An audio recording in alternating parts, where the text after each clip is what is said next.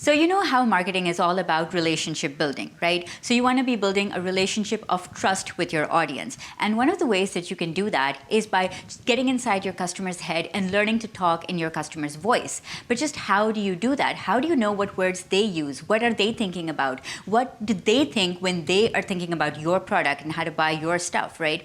So I'm going to tell you in this episode one very cool secret to getting inside your customer's head and learning to talk in their voice. And I'm going to give you a free template to learning how to talk in your customer's voice and a great tool that you can use. So many goodies in one episode. You've got to keep watching.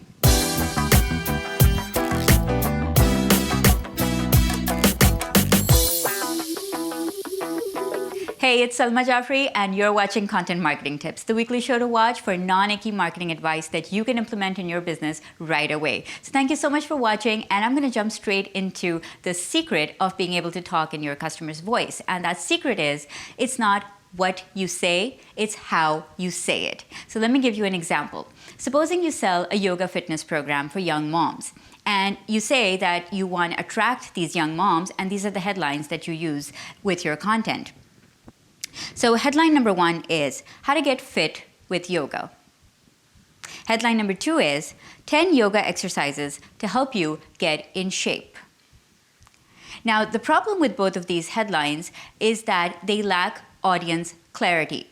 When you read them, you don't really know who they're for, what benefit that person is going to get from them, and you don't really know why they should choose your yoga program over all the other yoga programs that they could possibly, start to use. So there is just that lack of understanding about why is this for me? Why should I be using it? So you're not really speaking in your customer's voice, but they're very generic headlines that you're using, very generic kind of writing that you're doing, and it's not going to connect. So to be able to connect with your customer, you really need to be able to have audience clarity about who that customer is and what are the words that they use to define their problem.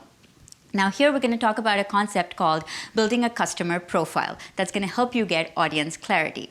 Now, there are different terminologies for this. Some people call it a customer profile. Some people call it building a buyer persona. Still others call it a customer avatar. So no matter which terminology you use, it's essentially the same thing. Now, I'm going to go with using a buyer persona. Right.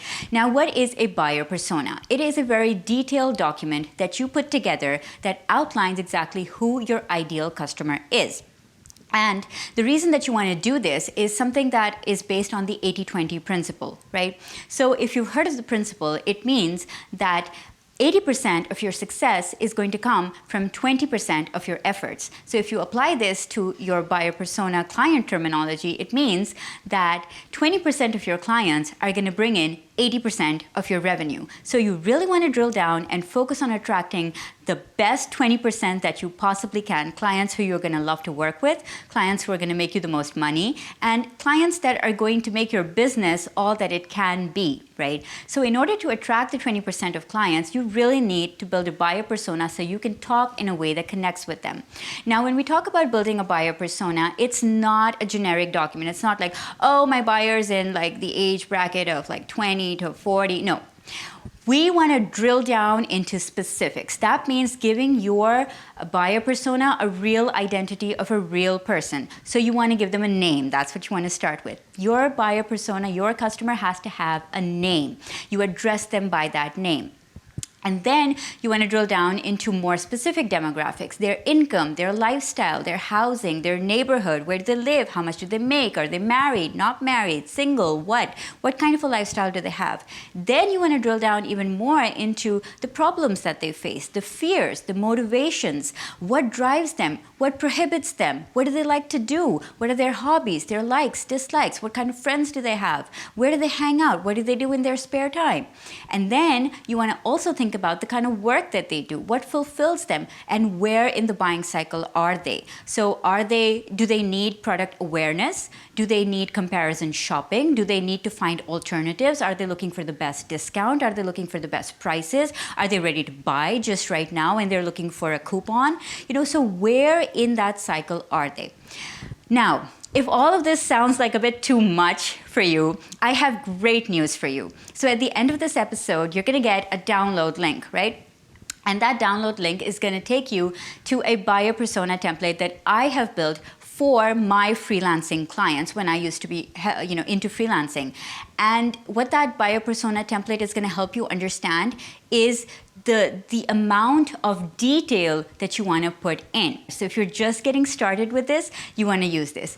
But if you want to get even more advanced, right? So I'm going to give you an app that you can use, and it's all for free. So let's go to the links now. So to download my buyer persona template, you need to go to salmajaffrey.com/products and find the buyer persona template from there and download it. All you'll need to do is just put in your name and email, and I'm going to send you the template for free. So you can go ahead and do that right at the end of this episode. Now, the second piece of tool that I want to give you to build this customer profile, to build this buyer persona, is an app. The URL for this app is app.syntel.net. So you go to it, and the best part about it is that it's absolutely free. So you go, take it for a run, fill in all the details, and take your time doing this. Spend some time thinking about your ideal client, your ideal customer, and try and really figure out their motivations. Talk to people who are already using your product, and maybe you can glean some insights from them on how to fit out all of these fields and how to fill them in. So take your time filling this out. I promise it's worth the effort. So now let's come back to our yoga example, right? So perhaps after doing this entire exercise, you find out that your ideal customer are young moms who've just recently given birth, and so therefore they need a yoga program to get back into shape. Now, how would this dramatically change some of your headlines? Let's take a look at some examples. So maybe you'll say, 6 yoga exercises to drop postpartum tummy flab. Or how about, is yoga safe after a C-section? Or maybe you can say, 3 yoga crunches you can do with your baby. Or perhaps if you're writing a book, you could call it Yoga for Moms. Get back into shape just 2 weeks after delivery. So you can see how audience clarity helps give a voice, a more clear voice to your content. And your content becomes more specific. And for example, if I'm a young mom who's just given birth with a C-section, yeah, I want to know, can I do yoga after a C-section? It's something very real. It's something I'd be thinking about. And this is the kind of stuff that a buyer persona is going to tremendously help you with. So I hope you really enjoyed today's show. And if you did, I would love it if you shared this episode with all of your friends. And if you want to receive one video and exclusive discounts from me, then you have to be subscribed to my email list, because that is where I share all the secrets and all the exclusive stuff with my subscribers. So the link is down below. Go sign up, and I'm going to see you next week on Content Marketing Tips.